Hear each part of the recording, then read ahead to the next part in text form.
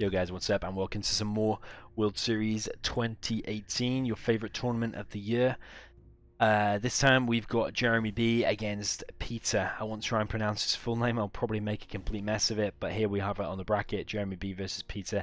Quite an important game because if I beat Speisebech, I haven't played my games yet or even arranged the games, but if I do, then I'll probably play the winner of these, so good for me to pay attention to these games. So without further ado, let's jump into the games.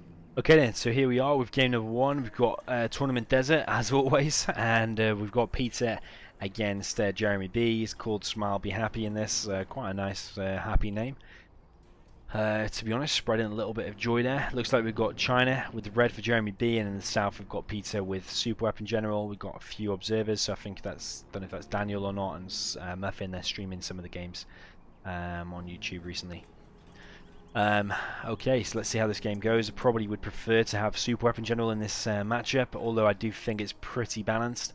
The longer the game goes on, Super Weapon should be winning. When Pathfinders and stuff like that come out, and loads of EMPs and you get loads of power, they're really hard to break through. But for China, in the early game is not so bad actually, because you can be making tank hunters, troop crawlers and stuff like that. It can be causing massive damage to a China early on with a rush, with a nice little rush. JeremyB, aka Smile Be Happy, going for two supplies, a war factory and an airfield. A little bit strange and a little bit different. I think he's probably going to be going for a fast helix. Don't like that supply placement. Those trucks are not collecting the most efficiently. Probably going to go for a GAT helix, I would imagine. Expensive unit to make with the expensive upgrade, but I think might be able to cause some damage. If you can get locked down a V and you actually get on top of it, as soon as he evacuates, the Gatling cannon can take out the missile defenders really easy. Peter actually making 1V, putting 3 missile defenders in and going to go along the left hand side. Actually, I say that, he's changed his mind and going to go straight. In the meantime, he's sending a dozer down the right hand side. I do think Peter is probably the stronger of these two players, so his confidence is probably a little bit higher than Jeremy's in these games. I'm going to imagine that's kind of probably the mindset of these two players, I would imagine. But nothing to stop Jeremy closing out these games if he plays his absolute best. He has got China in this first game, but saying that, he's taking that V really low. GAT helix is going to come in, and actually this is really bad news for Pierre. A little bit too close to the bunker for my liking. The missile defenders could have easily gone back in there, but actually that V's gone down 850. 3 of them gone down 300 each, so that's 900. So already quite a lot of units gone down. This is really bad micro from Jeremy, because you want it, as soon as those missile defenders evacuate, you want to kill them instantly. If you wait any few seconds, as you see that helix goes down really easily, and already it's looking pretty decent for Peter. Peter's actually also got the TOV missile upgrade out. Those are going to go down on the right hand side.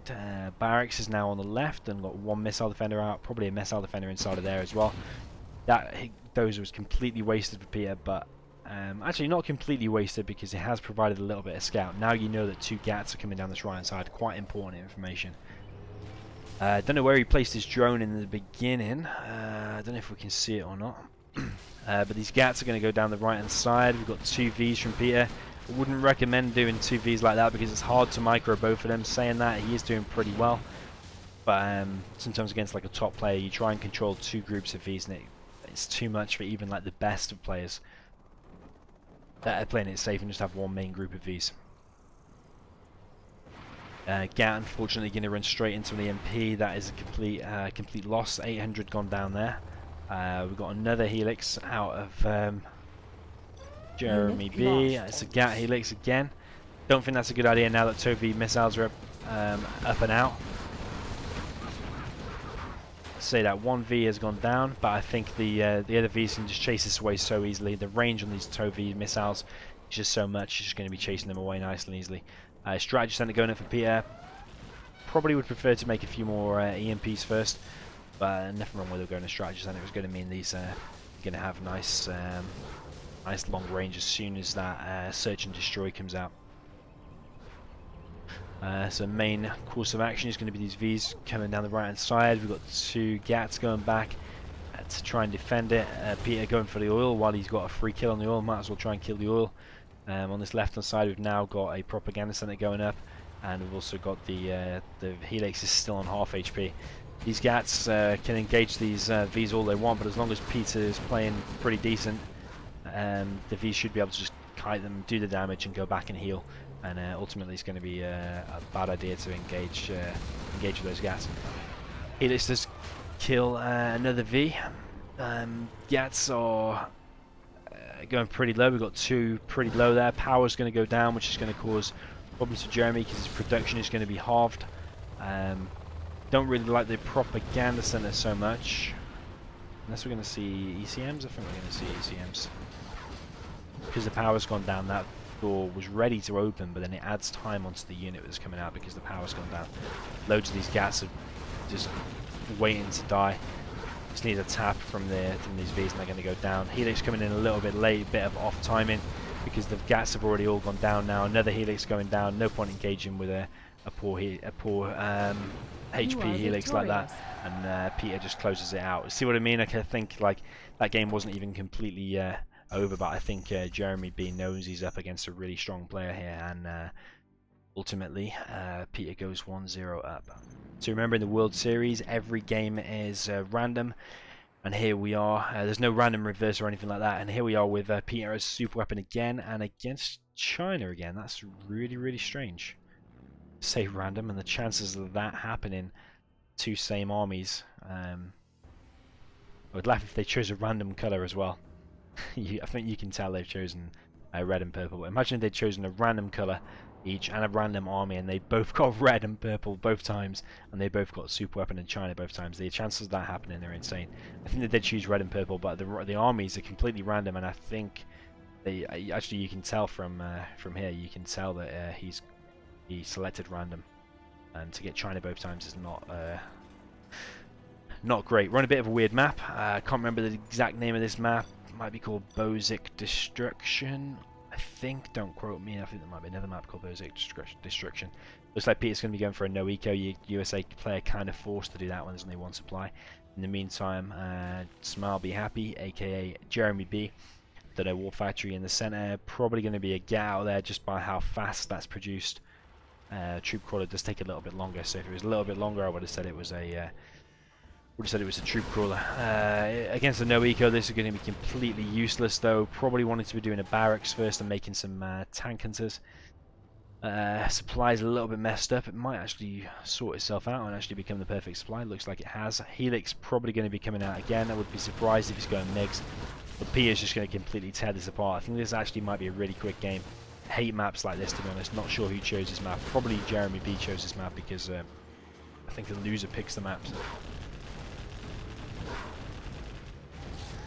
But this is not looking good. All the Gats have gone down so far. I think about 2. Helix has probably been scouted by Peter. Well, in fact, it definitely has been scouted because there's a drone there. It saw this the whole time. And now it's going to be a Helix versus 2 Vs with ToV missile upgrade, and they're just going to unload, just going to laser lock, and that's going to be pretty much GG. Just managed to take out 1 V there, a little bit sloppy from Peter. Peter really should have been paying attention. Not sure quite if he was paying attention back at home or not, but that's a really quick game. JeremyB falling short there with the armies. Do think he should have done a barracks in the centre, played that a little bit safer, probably with a troop crawler. War Factory back in the base of the troop crawler, and in the middle then a barracks, something like that. But I think Jeremy just feels a little bit overwhelmed. Peter is a really good player, and especially against a no eco, doesn't look like he fully knew what to do there. And I think going to Helix probably isn't the way forward, especially after you've just done it in the previous game as well. So Peter closes out that game, takes it to 2-0. Let's jump into the next game. Okay, so here we are with the third game. We've got Coastal Conflict with this map. We've got Peter in the left, in the north with purple, and we've got JeremyB in the bottom right with Inf. They definitely chose these colours because having them 3 times in a row is very unlikely, but we do get JeremyB getting a China again. Was he Inf? I think he's infantry now. On this map you get a crate there, you also get a crate there. I think it's got $100 in both. There's also, go all the way over here, still on the map, we're going to go over here. See these 3 crates as well, they've got 100 in each. They're not really game changing and don't do actually that much. There is actually a crate there, I'm not sure if there's any more. I think that's it. A little bit weird. Peter on this left hand side, going to go for a War Factory. also in the north. Sometimes what it's worth doing is with that first truck, by the way, just go and collect in that $100 crate. Doesn't actually make that much difference. It actually does delay you collecting a little bit. It's a little 100 bonus. Can actually make the difference between you pumping out the next unit and maybe not. So it is worth getting. Strong army for Jeremy. I do actually forget what Peter was. I think he was tank. If he's tank, we'll see from this first unit. I think he's tank. Yeah, he's tank. So this is actually a big army advantage for Peter. That bunker should get up just in time, but the question is, will that tank hunter die? Going way too far forward. Oh, he does manage to get the TNT off. I don't know if that's worth it or not. I probably would have put it inside there. I'm not sure. I think it is worth it. Because now that both of them things are going to go down. The flamer was cheaper. And this left hand, sorry, this right hand side, you're going to see outpost. Actually looking pretty decent for Jeremy. Taking out 3 flamers now. And this outpost looking really low. Bunker going to go down. Which is going to force the flamer to kind of go away from the outpost, taking way too much damage there. But this outpost is going to get in. Over on this right hand side, we've got JeremyB actually going for the crates. 2 trucks going to go down. Actually going to garrison that as well. It's actually looking very good for JeremyB. Bunker going to go down there. All the mines going to get cleared up. That dozer going down as well. Now Peter just kind of needs to go over here. Even if you just press guard mode and with a flame wall, take out that nice and easily. But this really low outpost is going to charge forward. I don't know if attacking now with this is a good idea or not. I probably would have left it there and try and take out that war factory if it was me. But actually saying that, it's taking out two gas. He's lost the outpost, and I think he's lost 2 or 3 missile defenders, but really he's taking out 2 gats. The power's going to go down. Actually looking pretty decent for Jeremy. Of course, he has got the stronger army by far, and he should be winning this. But actually he's performing really nicely. Back at home, he's just making more and more outposts. Just don't need to do anything special at this point. Just continue to make outposts. They're the things that are going to be winning the engagements against the tank units. We've got this outpost here. We've got a dozer there for Peter, and actually not much else. Our power is low. 2,200 for Jeremy. I really can't see Peter winning this. Peter's trying to go for the oil capture in the bottom left. Didn't see that for a second. He's got a power backup. Peter, I think, needs to be making more flamers and more outposts rather than gats. Because gats are not going to be able to do much against this. But if you had an outpost and a flamer, then it's a different story. Outpost coming now. A little bit late though, and actually it's going to get popped open and all the units inside it are going to get killed. So this is looking really bad for Peter. If these trucks get here, what you can actually do is charge down the outpost and try and make it do splash damage, which he actually did and almost succeeded. And then when they all pop open, they kind of bug out and you can kind of run over them all. In the meantime, Peter's got 1 oil. He's got a red guard there. Needs to get that $100 crate. In the meantime, he's also building a airfield on this right hand side on the top. Got another barracks. Really trying to hold on. In the meantime, JeremyB has got so many outposts. The thing about these outposts is, not only are they're like mini buses, light armor buses that you can build straight away with really strong infantry. That the infantry builds really quick as well, but they can go invisible. They can self-heal if there's enough of them, and they've got one of the biggest ranges in the whole game. You see, like these outposts here can see all the way up to here and detect stealth. They're crazy, crazy powerful. Outposts continuing to take out Peter's stuff. Those are going down. These infantry are just so strong, they just take out tank gunners, they take out everything. Another oil captured by the Red Guard for Peter. It's got the refinery captured as well. Got this bunker secured. Barracks and a power and an oil. But I really don't think he's going to be able to take out all of these outposts. We've got 1, 2, 3, 4, 5, 6. Peter doing a really nice TNT there. Actually popped open one of the outposts as well by some splash damage. 1,600. We've got 2,000. Some of these outposts are even full as well.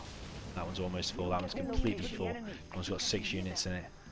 This is going to be really bad for Peter. There's absolutely no chance Peter can win this.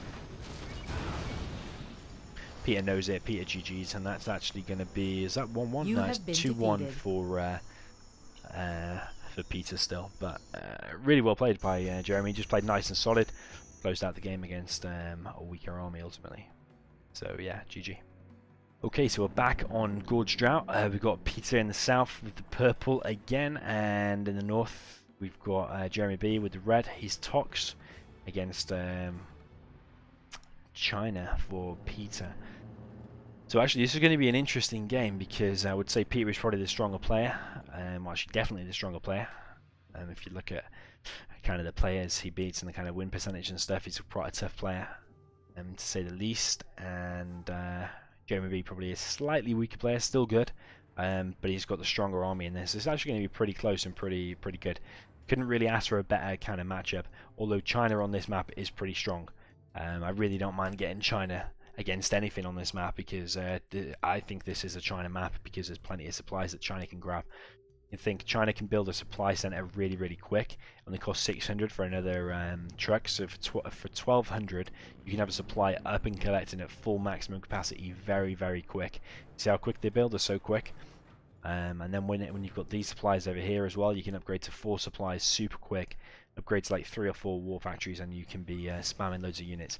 Not to mention the refinery over here, which knocks 10% I think off the cost of vehicles, plus your oil. If you get all of them and pumping out units, it's very difficult for a GLA to keep up because a GLA is probably going to be doing 1 war factory straight away, not 2. Saying that, Peter has actually gone for war factory barracks first. It's going to be taking out the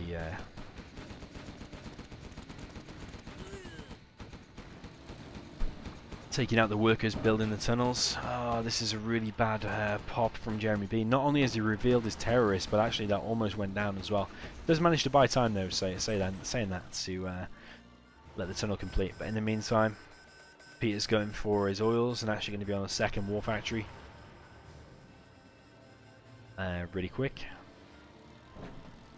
You don't need this many terrorists. You're going to kill a truck. Oh, that's so bad. So unlucky.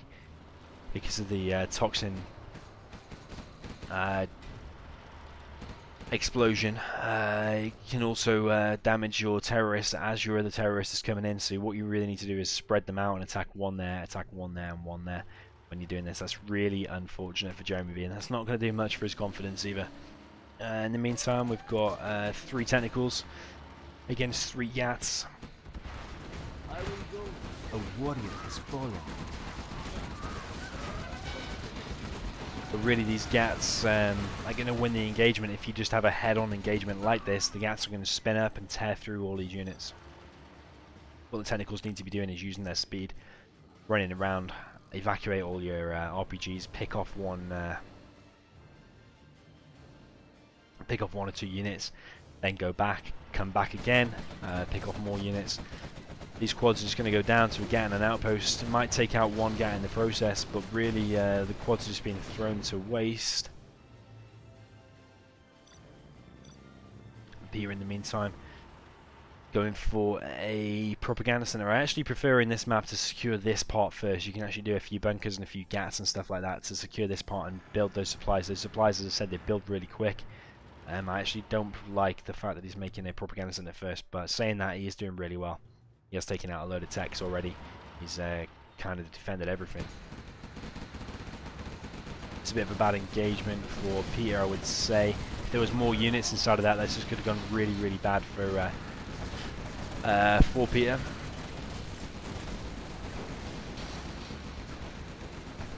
Saying that, actually just going in inside and outside of the tunnel is actually not so bad for JeremyB. Loads of the units going down for Peter here. Actually lost quite a lot actually, and JeremyB actually hasn't hardly lost anything. Technical's now going to try and get the scrap. I'm not sure if it's going to be able to grab the 2nd one or not.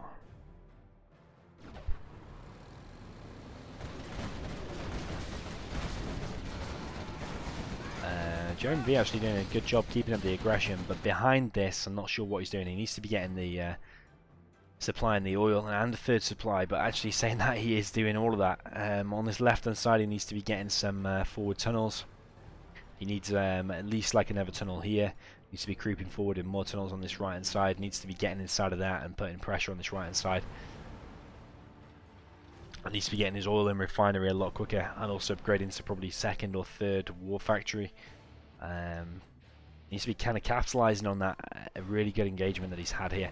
The longer you let China build up now, the more chance Peter's going to have of coming back into this.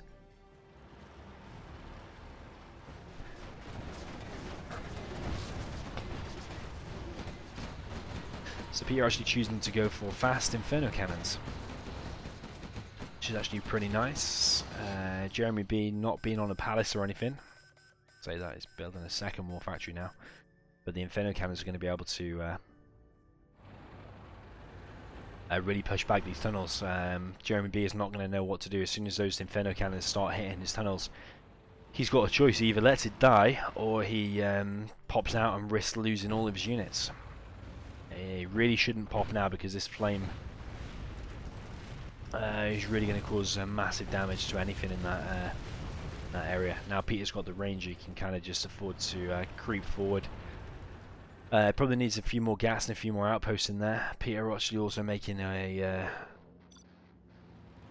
airfield as well. I'd prefer it if Peter actually stuck to one kind of tech tree. Either make an airfield and go helixes, or make infernos and do loads of ground units. You kind of, you see, actually he's not got that much money at the moment.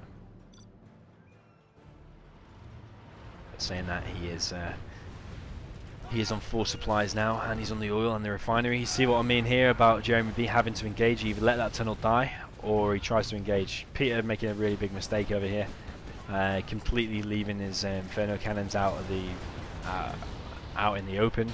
Don't know quite what he's doing there. Completely not paying attention. I think he's worrying about macroing up more.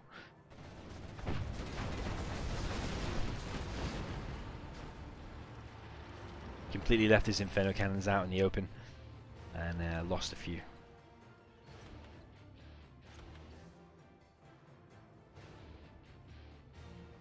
So in the meantime, JeremyB lost quite a few workers there.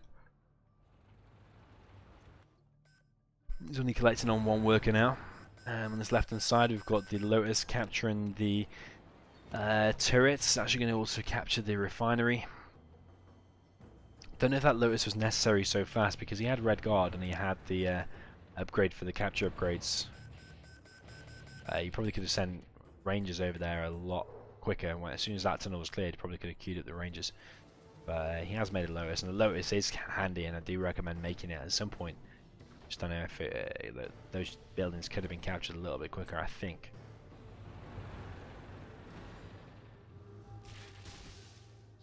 So Peter is now moving forward. A big mistake here again. If that's got an RPG inside of it, you're just going to be losing Infernos for no reason. 2 Infernos go down for no reason. He's just not seen that there's units inside of there. JeremyB is now on a bus, so all of these Infernos are probably going to go down. I don't know why JeremyB wasn't a little bit more aggressive there. I don't know if he knows the MiGs are out or not. I don't think he does. But if the bus did come forward, then the MiGs are going to just be killing the bus. Bus does kill the Infernos. Let's go straight back inside the tunnel. MiGs come in and clear out the tunnel out of the way. Now the GAT can just go forward. It's going to take out the RPG that was inside of that building, and then it's going to take out all of these workers. JeremyB is now on an oil and a refinery, also on 2 war factories. Palace did go up over there on the left hand side. It's going to be really hard for JeremyB now, because Peter's got so much map control. He's on 4 supplies nice and easily. These tunnels on the left are getting cleared out by the MiGs, but also these 2 platforms are just so powerful in this game. This whole section is so powerful because they have such a big range, and they clear out everything around them basically. So these tunnels should be going down, maybe even that one as well. Should have a carpet along with the artillery. I imagine it's going to be going for the tech buildings over here. In the meantime, the MiGs are going to strike the outpost, and the carpet is going to take out the refinery, or the refinery is going to be down to about 20% HP, but the oil is also going to be going down. Usually I like to go for that first, actually, because 10% off all of these vehicles, if you're pumping out of 2 war factories, it actually never added it up, but it's probably the same as equal to or more worth it than the oil, I would imagine. If a quad takes 7 seconds ish to build and you're getting 10% off it, which is 70, and how many can you build in a minute, and you're building from 2, probably outweighs the worth of the oil, maybe.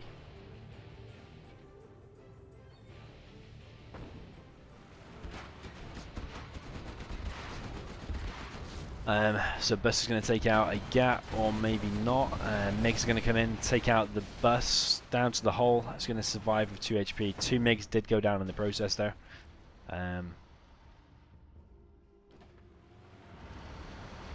You're going to try and push forward on this right hand side. We've got 2 engagements going on. Right hand side we've got a bus. Bus is probably a little bit scared because of the MiGs. We've got 3 nuclear missiles for Peter. Just crazy.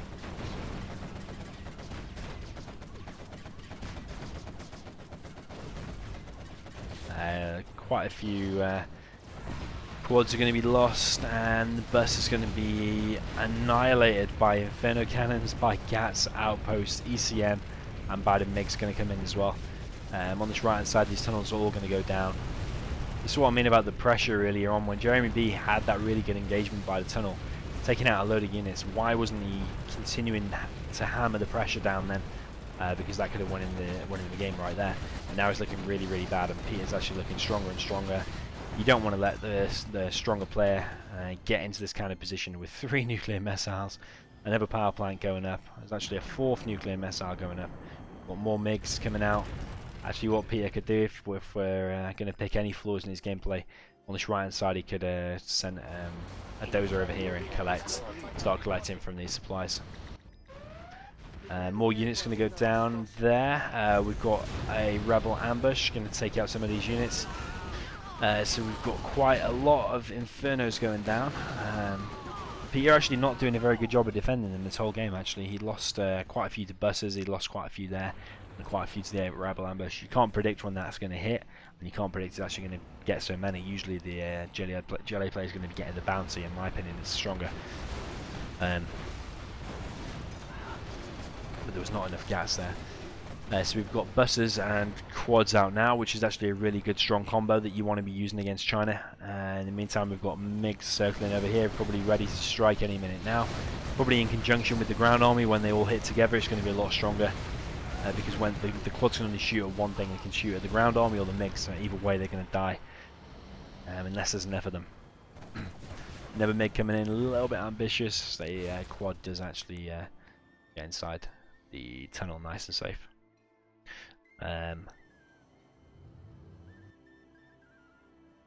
One supply mined out for Peter. Should get those 2 trucks and be collecting over there. Throwing away these quads is not a good idea against China. He's going to be getting up to EMP at 5-star. He's going to be upgrading some mines, more powerful artillery, stuff like that, which you don't want to be letting the China do. You want to be trying to get the XP for yourself. That goes for any armies really, not just these armies, but especially in this situation. The China's already pretty strong. You don't want to make him any stronger. Tunnel on this right hand side is going to get up, but probably, I was going to say the MiGs are going to take it out. Actually, no helixes in this game, just loads of nuclear missiles, MiGs and Infernos. Didn't quite see where the Lotus went. I'm not sure if she died to one of the tunnels or something, but the Lotus does have room to go in, especially on this like left hand side. You can just go in straight in, capture the command center, can even get in here and capture everything basically. On this right hand side, the quads are going to be chased away. Going to be a nice little engagement. The quad's actually not doing too bad, but a lot of them are just going to get disabled now, and when they're fighting against the gas that got the upgrade chain guns, it's Vet 3 as well, going to be really hard for the quads to win, unless the quads have got all the upgrades as well, and there's a lot of them. Quads don't actually have any upgrades, no AP ammo, no repair upgrade.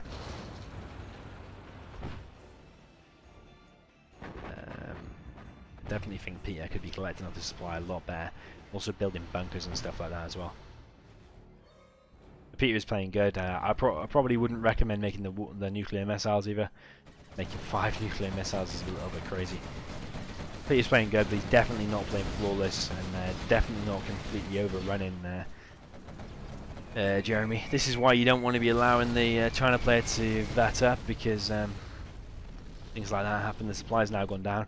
The thing is, the annoying thing is that 800 is now not worth collecting unless you're going to long distance mine from here, because the supply costs 1500. It's more than actually is left in the supply dock, so yeah, not worth it.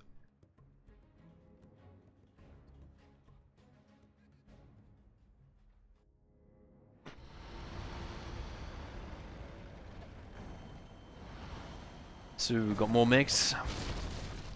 It's going to escape just. Going to fire 1 or 2 missiles and actually taking out the worker, rebuilding the tunnel.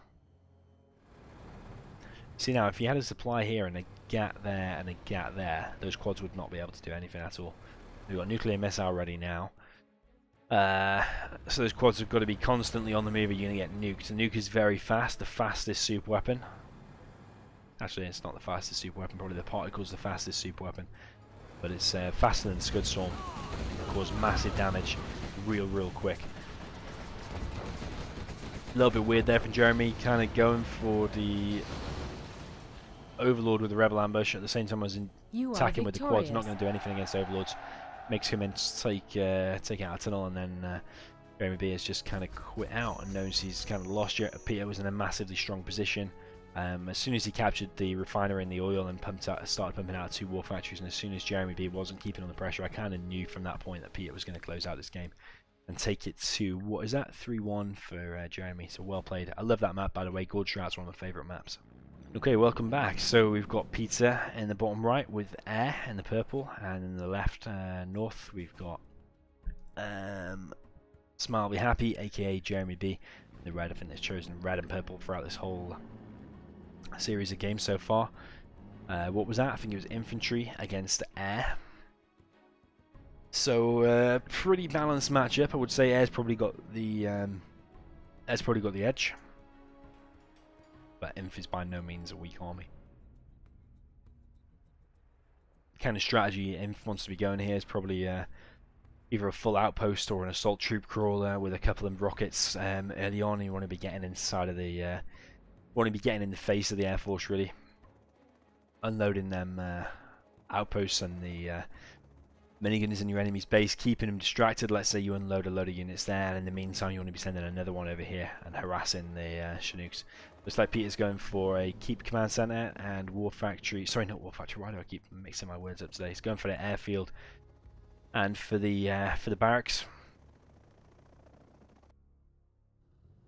And then in the meantime, we've got JeremyB going for War Factory Barracks. Pretty standard, perfect supplies for Jeremy. This is a perfect start so far. You see the trucks don't move, they're just collecting really fast. Drone does get taken out for Peter, so Peter's not going to know where this outpost is for a second. Or for the next 10-15 seconds. Peter's probably going to be going for a fast Raptor. And using the... well, he's using the fire base for defense, but using the Rangers and... missile defenders that he's produced to scout kind of what's coming at him. So we have got a Raptor coming now that's going to take out the full outpost. Does survive with 3 units. Not enough damage caused to the Raptor. It's the Raptor, it is going to survive. As soon as JeremyB sees that, he kind of wants to be just pumping out loads of infantry and just charging forward. You're not going to be winning this game by making loads of outposts, because the outposts are just going to get destroyed. What you can be doing is making, outposts and infantry, just spam them to the middle, evacuate the outpost and just attack all as one. You don't have to, you don't want to be sending just full outposts by themselves, or the outposts are going to get taken out. Is that outpost empty? He didn't evacuate, so you just send it forward, and actually, therefore, 4 of the units have gone down and the outpost has gone down, so that's 5. Meanwhile, Peter is just very well defending this. B is going to go back and repair to take a little bit of damage. JeremyB actually not causing anywhere near enough damage. Even from here, even if someone took control of JeremyB's units and just performed the most crazy, insane micro and strategy ever, it's going to be really hard against this Air Force. No matter what you do, it's going to be really hard against against there, especially when these fire bases are up. You've got raptors up, so it forces you to evacuate all your units and move really slowly across the map. Flashbangs could be out and just cause massive splash damage against. I think the flashbangs are already out. I think I did see them. Yeah, flashbangs are already out. So bunkers get cleared. Sorry, garrisons get cleared really easily. The only thing that's going to be defending you are actually proper bunkers. Propaganda center is now out, but I don't know if that was a little bit too soon because you've not caused enough damage yet. Don't really want to be teching up if you've not caused any damage to your enemy at all. That V does escape, really unlucky for JeremyB. Peter did leave that there a little bit too long. Peter just going for the third supply in the center. Peter has, in my opinion, already won this game. It's really been a comfortable win for him. In round 1 for Peter. And then just making another fire base. Just completely cementing his victory.